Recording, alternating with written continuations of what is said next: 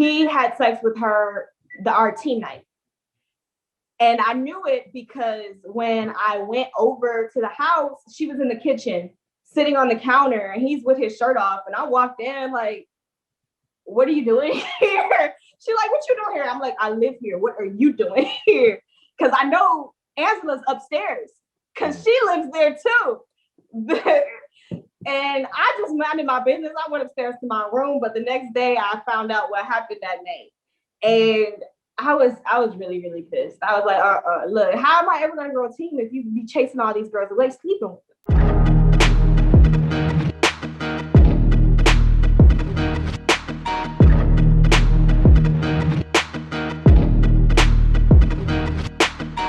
All right, Kendra, you worked for 3 different offices for an 11-month period. So you were in there for quite a while, by Smart Circle and Cydcor standards. Mm-hmm. You said that you did the AT&T campaign, Power campaign, door to door. AT&T was in-store, Power campaign was door to door. And then you also did charity for D.A.R.E. So a lot of stuff happened there. So can you kind of take me through your almost year in the business? Like how, what did you take away from different offices? How did you end up in 3 different offices? What was your story? I'm still trying to figure that one out myself. So I initially got introduced to the business. They emailed me actually, and pretty much saying that they saw me on Career Builder and they wanted to do an interview. And I didn't remember applying for it. And I did like kind of a little, it was Project Millennium was the first office I was in. I kind of did research, but I couldn't find a website of actually what they do. Right. But I had just moved to Houston and I needed a job. So I was like, fuck it, I'm gonna like call these people and see what's up. And my initial conversation was with our admin or the recruiter there, Chelsea. And she was red flag number 1. I don't know why I did not like completely run for the hills with that red flag, but I needed a job. So I just kind of let it slide. And the red flag was, so we're doing a phone interview and we're talking and she asked me like, what brings you to the Houston area? And I was telling her, I just got divorced. And she was like, oh, that's great. And that's when I realized she wasn't listening to me. Right. She was reading off a script. And I was just like, okay, whatever. I never did like her after that, but that was red flag number 1. Okay. And I was with Project Millennium from February to like May 2019. And I ended up leaving there because, so I actually met one of my bestest friends, Cheyenne, in that office. We're actually still friends today. And there was a lot of stuff that there was like scandalous that went down when she left the business. And I kind of like followed after her. So she pretty much, how the pay worked there is we had a base pay, a base weekly pay, and then we had our commission. But like we had started noticing that our commission wasn't adding up with our sales. So like with AT&T DirecTV, you don't get paid until they get installed. And so like they would give us our check and be like, oh, like these didn't get installed. But like we have like our iPads where we can go and log into like our AT&T Salesforce system and see like who got installed and who didn't. And like those installs weren't adding up to the paycheck. So she ended up like going to Steven, that was the owner or whatever in that office, and telling him like, hey, like I have like, on Salesforce my installs and that's not matching my paycheck. And she was like, where's my money? And she ended up leaving because of that. And they did not pay her her last paycheck. And they gave her the runaround about it. So what happened was her boyfriend, Damien, and a bunch of more of our friends, we ended up like writing a terrible review for them on Google. And because like they wanted us to write reviews. I remember my first like 2 weeks there, like my account manager was on me like, hey, did you do a review? Did you do a review? And I was just like, well, since they care so much about these reviews, go give them a nasty review. Yeah. So that's what she did. And they like Chelsea and Steven, the admin and the owner, they were pissed about it. Like they were threatening to like call the police and stuff. Like, I'm like, you can't call the police because she wrote a review. You sound stupid. But nonetheless, nonetheless, we had a team night a couple days after she ended up leaving that review. And I was still working with the business at this point. I hadn't left yet. And at that team night, he spent the whole night like trashing her. And I didn't like that. So I ended up getting up and leaving. Like I left in the middle of team night. And I called her and I was like, girl, they over here talking shit. And she was like, what? And so that ended up getting back to Steve. And he was like, why would you tell Chelsea everything we said? I mean, not Chelsea, name. Why would you tell Cheyenne everything that we said? I'm like, because that's my friend. And you had no legitimate reason to be talking about her. All she asked for was her money. That's it. That's all that's it. And so I ended up leaving after that because that was just because he was trying to tell me, like, well, then since that's your friend, make her take down the review. I said, she grown. Can't make her do nothing she don't want to do. And she ended up finding Global Elite, which was Power. She found them. And that's how I got introduced. So she like called me a couple weeks later and was like, hey, like, I found another office, but hear me out. It's not like the other one. It's completely different, yada, yada, yada, the same bullshit story. So I was like, I don't know. Like, I was a little bit iffy. And she was like, well, just come to one of our team nights and just meet the guys. Mm-hmm. So I ended up going to the team night with her. And I met the guys at this other office that she had started working for. And I actually kind of liked them. I was like, okay, like it was just a different environment altogether. And I think that's because I was good at sales. I made money. Yeah. The thing that turned me off was the people, you know? Yeah. It was the environment, the culture. It was just too, I'm more of a lone wolf type of person, and it was too in my business for me. Yeah. And so the new place, it was just a different vibe. And I kind of liked it. And I thought, well, if I can get a better environment and still make money, why not? So I started working there. And that ended up being worse than all of them. That was the worst of them all. So Power Home Remodeling, door to door. Okay, yeah. Yes. So pretty much we just knock on people's doors and say, hey, you need a new roof. We got an estimator to give you an estimate on a new roof. That was pretty much how that went. And they got the estimate, we got paid. But the thing is, door to door is a very male dominant field. So it was like, I felt like I was living in a frat house. It was only me and Cheyenne were the only two girls at the time when we joined the office. And then two more girls ended up coming along and the admin. So those were the only females in the office. It was all males. And they did guy things. So whenever we would ring the bell, so we do like throwdowns, like throwdown Thursday, where you could challenge people. Whenever somebody would like lose their challenge, they would make them do things like the tie from your suit, like put it around your neck and like crawl, and like they walk you like a dog and you gotta bark while they record it. Yeah, I was like, what grown man is about to get on their knees and crawl and walk like a dog and bark? That just did not fit right with me. And I was always that person that was like, no, I'm not doing that. And Kendall, he was the owner of that office, along with Taps. He was also another owner in that office. They used to always like tell the other people like, oh, Kendra, she just has a bad attitude. No, I don't have a bad attitude. I'm grown. I'm not getting on the floor. No. And they would like alienate me. Like I always had to go to the field by myself. They kicked me out the office. Like I didn't go to atmosphere. Like I just went to the field, that's it, because they didn't want other people around, because I always had like a mind of my own, and they didn't like that. So for like a solid month, like I never went to atmosphere. They didn't want me in atmosphere, but I still produced money. I still made sales. So I just went to the field, and that's all. And I came home. And the reason why that happened was because of a scenario like that. Like they wanted me to do some stupid throwdown thing that I didn't want to do. And so Kendall was like, for you to be able to come back to the office, you're going to have to apologize to me. I was like, apologize to you for what? And he was like, for disrespecting me in my office. And I was like, I didn't disrespect you. I feel like you disrespected me, because I don't get paid to do that. That's just not me.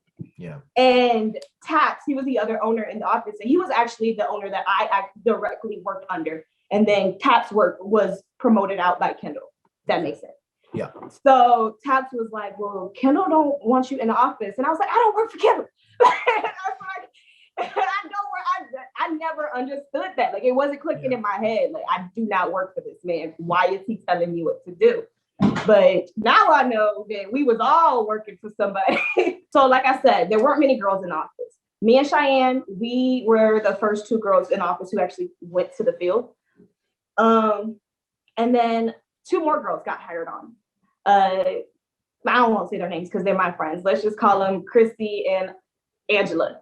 So Chrissy, she was the sweetest thing. And we never interacted because, like I said, I worked directly under Taps and she worked directly under Kendall. And, they didn't really like us talking. But she was like, for the longest, she was the only other girl besides Cheyenne in the office. I really wanted to talk to her, go to the field with her. And one day her leader, like completely, I don't know what he did, and he pissed her off. And she called me out the blue. And I was in the field and she was like, hey, where are you? And I was like, I'm on such and such street. What's up? She's like, well, I don't want to work with him anymore. Can you meet me? And then we could just work together today in the field. And I was like, sure. So we ended up working together that day. And we had the most fun we ever did in the field. We high rolled. It was the bomb. I was like, why don't they put us together more often? We clicked. And so she ended up leaving his team and joining my team because she liked being on my team more. And we ended up getting really close. And another girl, the other girl was Angela, the one I was telling you about, she ended up joining. And she definitely stayed in the business a lot longer than she would have if she wasn't having sex with Kendall. Oh. Okay. But at the time, she was very young. At that time, she was just turned 18 and he was almost 30. Okay. And she didn't want anybody to know, but I knew because I could see it. I don't know. I just could see it. You could just tell. I was friends with Taps. I was friends with Kendall. I was at their house a lot. And then sometimes she would randomly be there, but like she would be hiding. And so like I just put 2 and 2 together. I just knew. But no one really in the office knew except for the other account managers who lived with them because that's how they live. It was like 8 dudes in the house. So so I was with them for probably about 6 months. Halfway through those 6 months, so at the time I was living with my dad, and he was telling me, he was noticing the signs. He was like, I don't really like this business. He was telling me like, I think it's a pyramid scheme. I think it's a pyramid scheme. And I was like, no, I don't think it is. He was like, no, I think it is. And we ended up butting heads about it. And he was like, well, either you quit that job now or you got to move out. And so I ended up moving out. Yeah. And Kendall offered me a place to stay. And so when I started living there, that's when I noticed a lot of like behind the scenes stuff that I never even knew happened. Mm-hmm. So one day, Angela comes to me. I'm outside waiting on the guys to come because we carpool to work and we take my car. And she's just like, I'm pregnant. And I'm like, but who? And she was like, it's his. And I said, so have you told him? She's like, I haven't told him yet. I'm scared to tell him because I don't know what he's gonna do. And I was just like, well, you can't hide it. It's not going, you can't pray it away. You have to tell somebody. And so she ended up telling him, and I didn't see her for weeks, like 2 weeks after that. She was in the house. I just didn't see her. Like he locked her in the room away from everybody to where she couldn't talk to nobody.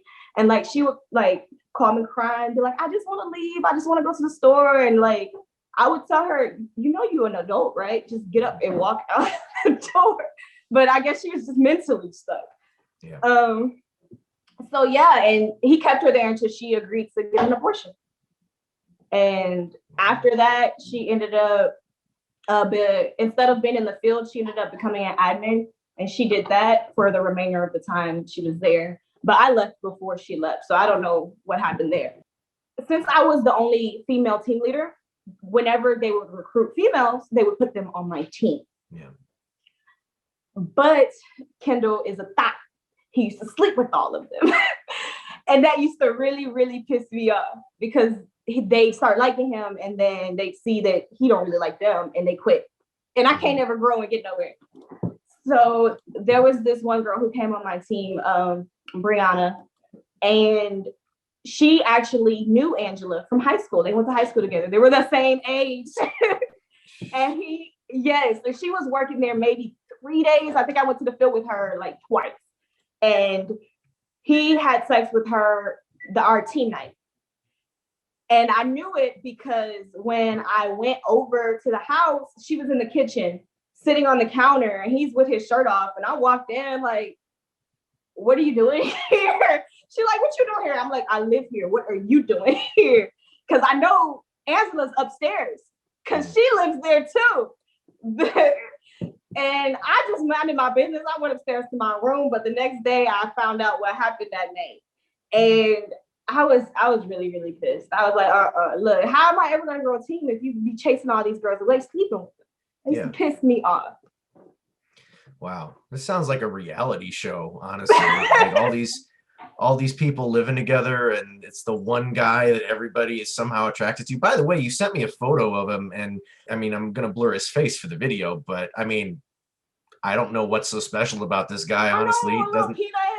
Doesn't strike me, of course, you know, I wouldn't see him that way, but anyway, yeah, so that's such a bizarre, sad, really, too, that that someone like that can have such an influence over somebody. But I mean, like you said, she was 18, mentally, new in the working world. I mean, if you're 18, you're fresh out of high school, you don't know what to do, and you meet this very charismatic person, and I'm sure he was flaunting his power, flaunting his success as a business owner. And he did not have no success. First of all, he slept on an air mattress, but well, yeah, and that's not surprising, because like you said, and like we've heard in many other videos, these people all live together. There's 5 or 6 people living in a house, and he's sleeping on an air mattress, but apparently he owns his own business, and he's very successful and has all this money and all that stuff. And yeah, but I think that really that just reaffirms so many of the things I hear from so many people about the individuals who run these companies, is that they're just slime. They're just awful people. And we really have no way of knowing. I don't know them personally. We have no way of knowing if they were that way before they got into Smart Circle or Cydcor, or if Smart Circle and Cydcor made them that way. Because if you are brainwashed enough to do pretty much anything to get to ownership, there's no telling what you will do. And you mentioned in your message, you talked about them not paying people. You did talk about the abortion, which is just mind-blowing. But you also said that in I think in all the offices you worked, you talked about owners stealing money. There was blackmail going on. There were drugs flowing through the space. There was harassment. So, like, number one, can you kind of give us some more examples of that? And number two, as a witness to all of that, like, what made you stay? Like, I know you said you were good at sales, and everybody needs to work, but like, what made it acceptable to remain in that environment after seeing all of that? So we gotta back up. We gotta back up the story. That's fine. Where do you want to start? Back it up a little bit. Where do you want to start? Remember when I said Cheyenne started taking me to team night? Right. So I went to about a month's worth of team nights before I actually started working there. Okay. And because of that, I met Taps, and we were dating before I even started working there. And then he just kind of was like, just come work for me. And I was just like, okay, because I needed a job, and I was still looking for a job because I had just left Project. And that's the biggest reason why I stayed for as long as I did, because we were in a relationship. Got it. So what if you, and I don't know if this is too personal of a question, but what caused that relationship to end? Was it something going on in the office that you noticed? Was he kind of like Kendall, where he was wandering a little bit, let's say, or what happened there? No. So what happened was after the Brianna situation with Kendall, I got completely pissed. And so I was out in the field with these new starts and we had stopped for lunch and they were talking to me. They were like, like what they were asking about the business that they had just started. And I told them the truth. I told them everything. I was like, all they do is get high all day. They ain't shit. Like they do this, that, and the third. And they were looking at me like, what? And I was like, yep.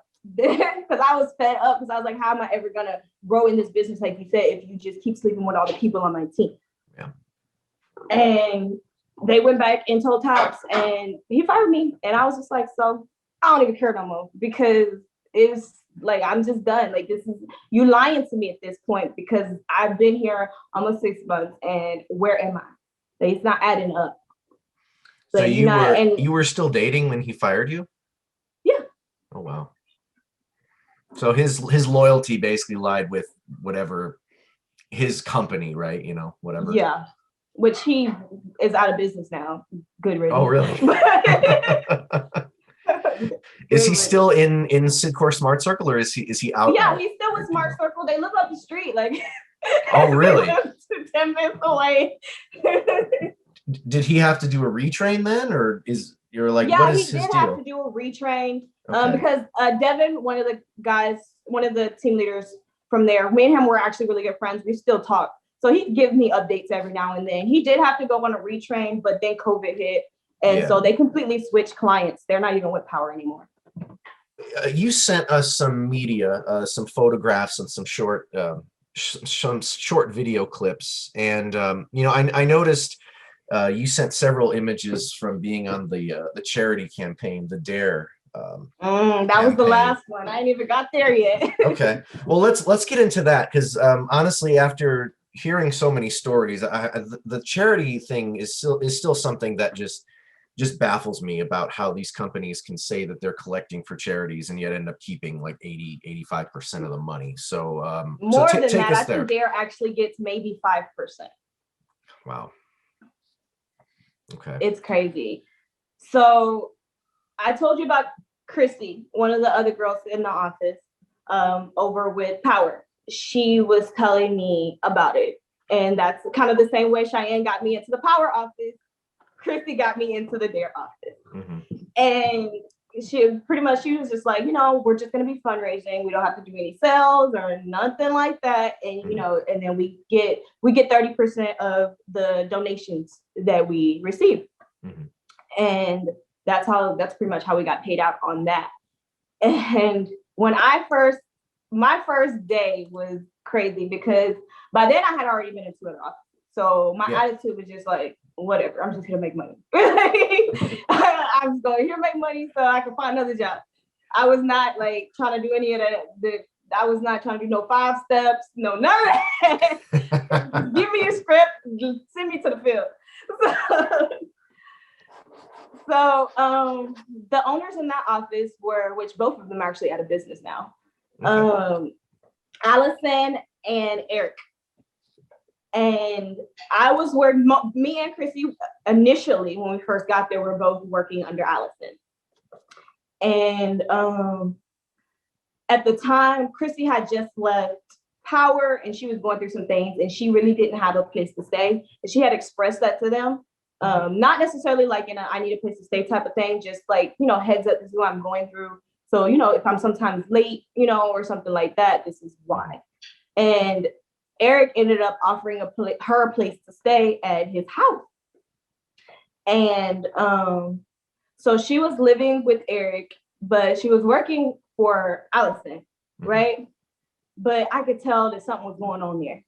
She didn't want to admit it, but she's my friend. Like, I knew her before we got here. So I'm like, whatever. And she was like, no, he's just nice. I'm like, he too cute to be nice.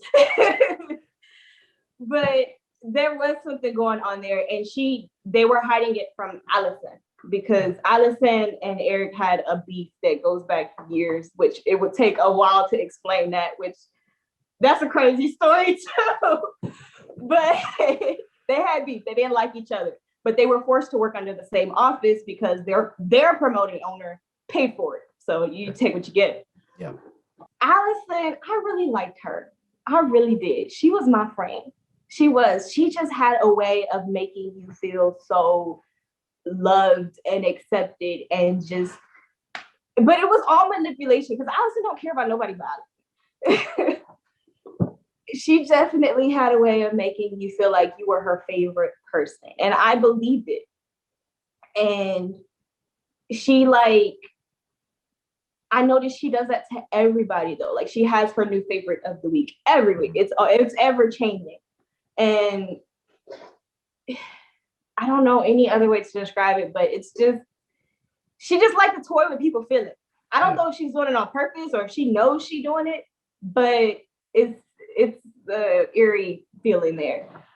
But so when Allison found out, she eventually found out about Eric, she called Justin, which is their owner, and she's trying to snitch, like they not adults, they can do whatever they want. She don't work for him, but whatever. She snitched and was like, I don't want to work with him anymore. Like, I can't be in this office with him anymore. Like, you're going to have to make something shake. So what Justin did was he put us in shifts. So Eric's office would come in the afternoon for atmosphere, and we would come in the early morning so that we never saw each other anymore. Mm-hmm. And that's how she thought she was going to keep Christy away from Eric, even though they lived together. You sent a video and a photo of some activity going on in the office with cups. What was going on there? Lip club.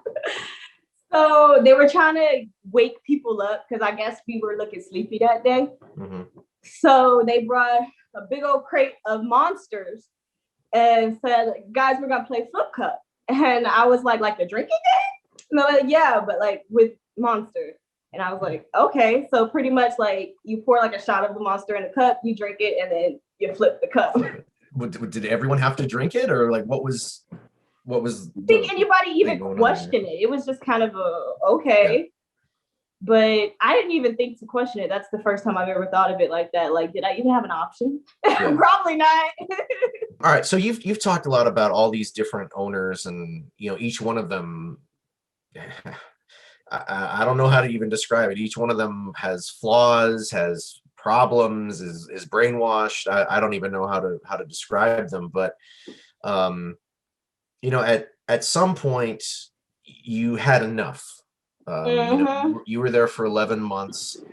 The R&R trip is when I had enough. Okay. So, well, actually, before I get to that, I saw you also went to Dallas, right? You went to a top leaders meeting in Dallas. Mm-hmm. Okay. Yeah. Can you tell me a little bit about that? Well, obviously you were excellent with sales. I can't believe I left this part out. Okay. Yeah. I forgot. Tell me about Dallas. This is a good story. Look, Dallas. So we get to Dallas. Like I said, at the time when we went to Dallas for the conference, I was actually with Howard and Kendall in Taps's office. And so the only girls who went were me. And so we thought we were going to be sharing a room. And we get to the hotel. I'm checking in. I give them my name and they give me the key. They tell me I actually have my own room. And I'm like, my own room? Oh, okay. So checks in and she's like, oh, she's going to be rooming with Devin. And I was like, girls and boys can't room together. And they were like, that's what's right here. So, and we were the first to arrive. So Kendall and Taps weren't there yet. So we didn't know what was going on. So we called them like, hey, yo, like, they told me I got my own room and it's supposed to be with Devin. They're like, no. Taps is going to be in Kendra's room and is going to be in Kendall's room. And I was like, wow. Wait, you didn't discuss this with, wait, hold on. Like, you didn't discuss this with us. What you mean? Like, yeah. Taps going to be in my room. I mean, yeah, we were like in a relationship, but I was also there to work. Like, I wasn't there for that. Yeah. So I was just like, okay. I came back to my room. It was kind of late. I ended up going to sleep. And then I was woken up out of my sleep at like 2, 3 in the morning. Taps was knocking on the door. He was drunk. I guess him and a bunch of the other owners went to the club the first night. And he woke me up and he was like, go to your room. And she was looking like, this is my room. Yeah. He was like, no, go in there with Kendall. And I look up like, what's going on? Because I'm half asleep. And so she ended up leaving. And then he's like getting in the bed with me. And I'm like, get out my room. And then he looks at me, he says, I paid for this room. And then he just lays down, go sleep. And I was like, the nerve, the audacity. Yeah. I was so mad, like, like we did not discuss you being in my room. And so freaking the next day, we ended up, the next day is when they do the awards and stuff like that. Like we still have the morning like presentations of all the owners, which the Dallas conference is when I realized a lot of these owners are stupid because so they're supposed to get up in the front and they're supposed to like give some type of encouraging speech, but half of them sounded like they didn't know what they were talking about. And the other half, Kendall and Taps, is sitting next to me clowning them like he's on a retrain. Like they giving me all the low down scoop on all of the owners. So I'm like, oh, for real? And it was crazy. But after the awards ceremony, I asked Tots, I'm like, are you going back to the room or, like, what's the plan? And he was like, oh, no, I'm actually going to go out with the owners. I'll see you later. And I was like, okay, cool. And then I went back to my room and he kind of did the same thing that he did the night before because I was in there with me up until they got back. And it was, all of that just rubbed me the wrong way. It made me feel uncomfortable because I honestly felt like I was being pressured to do things that I did not want to do. Yeah. So then you went to the R&R, which no, I didn't go to the R&R, but the R&R, didn't go to the R&R is when things hit the fan with Allison. So okay. Allison went to R&R. So, but back up a couple weeks before R&R, Allison lost her whole team. Everybody on her quit. And it was just like a domino effect. One of her top leaders ended up leaving, and you know how shit go like in that business. Sure. So the only two people she had on her team were me and this other girl named Ashley, because Chrissy, who was working under her, ended up leaving her and going to go work under Eric because of all the bullshit she put her through. Yeah. So she ended up leaving and working under Eric. So now Allison's only got two people and R&R is coming up in 2 weeks. So we had to like crunch time, recruit before it was time for her to go to Costa Rica because that's where she was going. And so the whole time so at the time, I'm just a team leader and I had just like started working with her. So she's teaching me how to run the office when she's not going to be here. Me and Merkel is what I use. Merkel's her last name, is what I used to call her, but her name's Ashley. So she's teaching us, the ins and outs of what's going. Oh, wait, there was another owner. So there was another owner who went on a retrain who came in a couple months, probably like 2 months after I was with Allison. And his name was James. I don't know why he was on the retrain, but apparently it was some scandalous thing that went down in the office that he came out of Justin's office, but I think him and Justin got into an argument, so he sent him to Houston. And so James was actually staying in the house with Eric, and that's actually where I was staying because, like I said, after Taps fired me, I didn't have anywhere to go because that's where I lived. Yeah. So Eric ended up offering me a place to stay with him as well. And I felt comfortable with it because Chrissy was there and I had known her. And she said that he was cool. So I was like, okay, I trust it.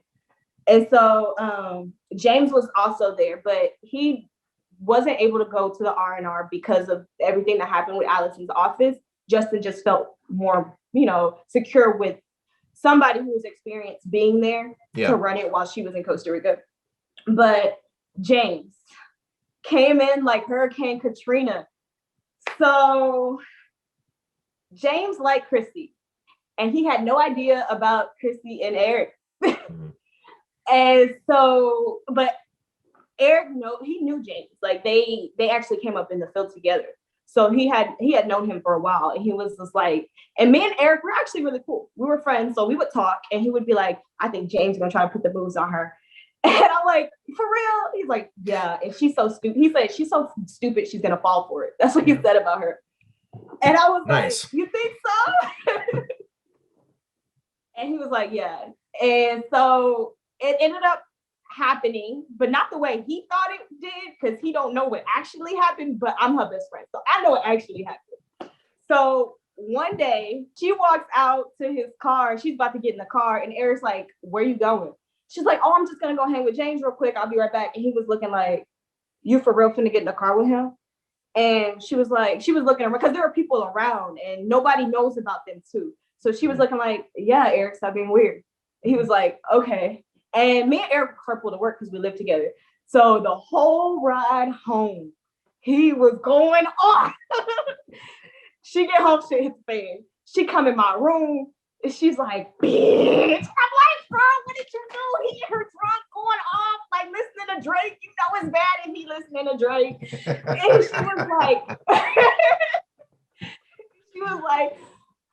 she was like, he over here accusing me of all the shit that he be doing. And at the time, I know that she actually really did not have sex with James that night because she was like, I haven't fucked him, but he already believed that I did, so I'm going to. And she did that night. But but when we woke up the next morning, Eric wasn't there. And like I said, we were all carpool to work. So I'm like, yo, where's Eric? About 10 minutes before we about to leave the house, he come walking in. No phone, no keys, no wallet, broken nose, blood all over his face. And we're like, apparently he ended up leaving out the house after drinking that big old bottle of Jack. And he lost everything. We were like, where's your car? Like, where's your phone? How did you get home? He was like, I don't know. And I'm like, oh my God, who's gonna run your office today? And we was like, we can't let Allison know because she gonna snitch and she gonna tell Justin and it's gonna be a whole shebang. So me, James, and Chrissy spent the whole day covering for him while he got his shit together. Eventually he found his car. But I don't know what made him, I don't know. Because they weren't even like in a real relationship. They were just having sex. I don't know why he was in his emotions like that. So I ended up leaving because I told you, Fonzie, he was the guy on my team. And I had suspected that him and Allison were having a relationship, but I did not know to the extent or even if it was true. I just kind of like suspected. Yeah. And the reason why I did was because she would always, when I would be in the field with him, she would always be calling him. And it was not like Allison to like blow us up in the field. Yeah. She would like, I mean, she'll blow up the group me, but like actually like, call us. Right. It was kind of like, And I think that, and I noticed that it was only with me because I asked other people who also went to the field with Fonzie, like the other guys and stuff, and they're like, no. And so that's when I realized like, she likes him and she's calling him because he's in the field with another girl. That's when it clicked in my head. I was like, okay, I see. So I had a new start that I was in the field with, and she wasn't on my team. So she had already been to the field a few times. But we went to the field, we ended up talking, and she ended up asking me about it. Mm-hmm. And I had no clue. She was like, so what's up with like Allison and Fonzie? And I was like, what are you talking about? And she was like, I was in a field with Allison and Fonzie showed up. And then she was like, they had left and went to the store, but they were gone for like an hour. And when they came back, like, she was like, I swear they look like they've been making out. And I was like, are you serious? And she's like, yeah. And I was like, I knew it. I knew it. So I called Fonzie like, hey, what's going on? He's like, man, Kendra, I've been wanting to tell you. And I'm like, bro, why you ain't tell me? He's like, she didn't want me to tell nobody. And I was like, so what's going on? And he was like, we only like met up a few times, like in the office, like before the office opens. And Fonzie has a girlfriend and Allison has a husband. So the whole thing is confusing in my head. Yes. And so I'm like, what? And like, does your girlfriend know? You know she gonna kill her, right? And he's like, yes, I know. She don't know. He said, he's like, I've been trying to like cut it off with her for the longest. And she won't stop calling me. And I'm like, what do you mean you've been trying to cut it off with her? And he's like, I've been trying to tell her, like, I just want to be like friends, business partners, whatever, but I don't want you like that. And so I was just like, okay, well, do you want me to talk to her? And he was like, do you think it'll help? And I'm like, well, it can't hurt. I mean, so I thought about it for a couple days. And then I actually like had a breaking point when Costa Rica, or not. So Allison left the office, right? So she actually ended up leaving James and Ashley in charge for the week that she was in Costa Rica. And that was the week she actually spent all of the money for payroll. She spent it in Costa Rica. Nobody got paid that week. And wow. She said it was because her card was compromised. Yeah. Yeah. So how did you find out that she spent all that money? I believed her, but then I talked to Eric, and Eric was like, "What?" And he's like, "No, the money for payroll comes out of the personal account, not the business account. She's lying." And I was like, "Are you serious?" He's like, "Yeah." And I was like, "Well, fuck. Well, somebody better pay me my money." I was mad at that point. Yeah. But that wasn't even the only thing. So the first day that they were gone, Merkel and James made the teams for the field. And they sent me to some random like Staples.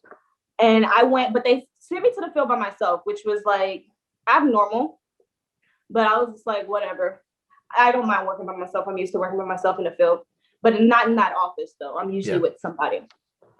So I go to the field and I'm there for probably like 2 hours or so. And I ended up getting sexually assaulted by some random guy. And so I had to call the police and make a police report and everything. And then, so I called James at the office and, let him know like what was going on. And so since we carpooled to the field, I didn't have a way to like leave the field. So I was calling like, can you send somebody to come pick me up? And he was like, well, I won't be able to send anybody until after we get out the field because everybody's in the field right now. And I was like, are you serious? Like, I just told you what just happened to me in the field. And like, it's not safe for me to be here, And so I ended up calling Cheyenne because she lived not far from there. And I was like, hey, girl, come pick me up. And she was like, okay. So I ended up leaving the field and just saying, fuck it. And I went to her house and I spent the rest of the day there. And then the next day I ended up going to work despite I really didn't want to, but I was like, I do need to make money. So because I hadn't really I didn't get to make money the day before because I left the field. So I was like, I really need to make money. I have to work. So I go to Atmosphere and guess what? They send me back to the same spot that I was the day before. I didn't even go. I just called Cheyenne again and was just like, hey, yo, it's gonna be another one of them days. And she was like, okay. And then the whole time, like, I'm trying to get a hold of Allison to tell her what's going on, but she's in Costa Rica, so her phone's not working. And I just feel like James and Merkel like completely fucked me that whole week because not only did Allison lie about the whole paycheck thing and I ended up not even getting paid, but that whole thing happened and they just seemed very insensitive about it. Like they didn't even care. And so when she got back from Costa Rica, I talked to her about the Fonzie thing. And then I told her about everything else that had been happening to me. And she it was a very emotional conversation. I started crying and everything. Like I had let it all out to her, thinking that she was, a friend of mine. And she was like, no, don't worry about it. Like, I'm going to handle it. Yada, yada, yada. Cool. Like, she was like, it's handled. So the next day, come into Atmosphere and Fonzie is in Allison's office for like half of Atmosphere. And then he walks out and I look over at him like, what she said? And he's like, I just got fired. And I'm like, what? Like, that's not what she said was going to happen. And he gave me a hug and he walked out. And I was like, that's that bullshit. So I ended up not even going to the field that day. And I ended up never going back, ever. Did Allison ask why, or did you have any communication with her after that, or no? No, I blocked her number. Oh, okay. I blocked her number. I was just like, I unblocked her number for like a couple of days because she didn't even give me my last paycheck. So I cussed her out and then she cashed at me and then I blocked her again. So you were talking earlier about how when you were living at home, you butted heads with your dad because he thought this was a pyramid scheme and a scam, and you were adamant that it was not. But At some point, did that change? Because a few months ago, here we are, right? So I hear from you, and here we are talking tonight. So so what led you to that? Was it just because you were in 3 offices in this operation, so you obviously enjoyed what you were doing, you were making money, but after this, it sounds like you finally had enough of it. But what happened to get you from there to tonight? So after I left Allison, I ended up leaving her a terrible review on her business page. And that's why she went out of business, because Justin like pulled her contract and put her on a retrain. And I pretty much like let it all out on the review. And I pretty much said everything, you know?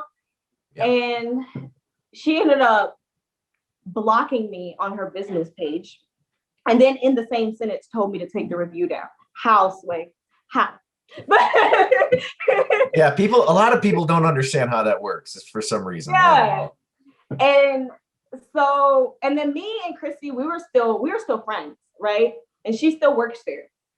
And so we would hang out from time to time. But when I left, they didn't even really they tried to like keep her from talking to me. So what happened was like, we were supposed to hang out at her house one night, and she's like, Eric says you can't come over. And I'm like, what you mean Eric said I can't come over? And she's like, he says, if you don't take the review down, until you take the review down, you're not welcome here. We ended up hanging out that night. She gets in the car and the girl's limping. She's got like a scar from like here to here on her leg. And I'm like, what happened? And she's like, me and Eric been fighting. I'm like, what you mean fighting? That look like more than fighting. It looks like we're getting your ass whooped. And she's like, well, apparently the story she told me was they were arguing and he was in the car and she was holding onto the car, and then he drove away and like drugged her, and that's how she got that big old scar on her leg. I was like, you crazy. First of all, why are you still here? And like I told her, like, you need to leave all of this. She's like, I don't have anywhere to go, yada yada yada. And so I was like, well, you can come stay with me if you don't want to, like, even if you want to like still just work there. I think it would be safer if you come stay with me because of the things that y'all two, those type of fights ain't no type of fights to be playing with. And so she ended up taking me up on that offer. So she ended up staying with me while she was still working there. But the fights still like continue. And I remember like I was on the internet and I was looking up stuff on like pretty much like Smart Circle, Cydcor. Like I wanted to like see if there was something I could do to help her. And so I ended up coming across your documentary and I started watching it. And I think I binge watched like every last one of your series in like 2 days. I was watching them back to back, like, what? No way. So, and then I told my fiance, like, I got him watching it. I'm like, look at this. And he was like, I told you it was a cult. I told you. And freaking, that's how I like came across you. Like, I was just like doing research on like the business and like pretty much seeing if I could help my friend. And that's how I got here. So you've shared a lot of secrets in this video, and talked about a lot of people. We might have to put up a flow chart to see if we can keep track of who was sleeping with who and who was in a relationship and all that stuff. But yeah, you've definitely shared some interesting stuff. I'll tell you that. I've heard a lot of stories about people living with each other and even people sleeping with each other, but not to the extent of what you shared. I think we might have to rename this interview like Temptation Island Houston or something like that, because there's a lot going on down there. I think the biggest thing is with this business is the lies. They're not ignorant lies. They know they're lying and they're doing it anyway. And that's what really makes me not like the business, because I mean, you can still do what you do, but don't lie about it, because why are you lying? If you just told the truth about everything, you would probably have better results, but whatever. That's just my opinion.